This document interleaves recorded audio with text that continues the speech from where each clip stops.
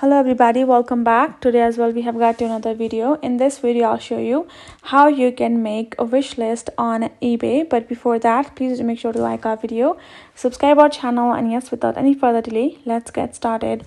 So for that, simply go ahead, open up your eBay app and make sure it's an updated version and you have signed in as well.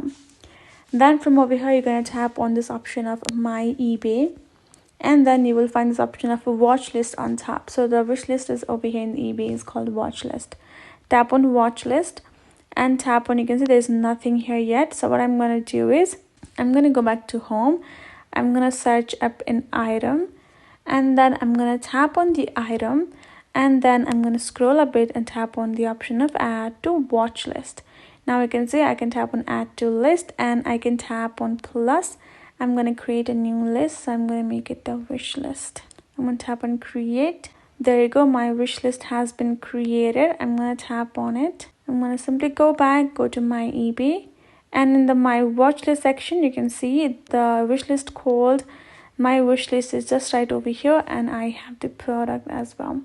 I can tap on this list, I can tap on plus new list, and I can create another one as well. That is how easy it is to do. So hope this video helped. Thank you so much for watching.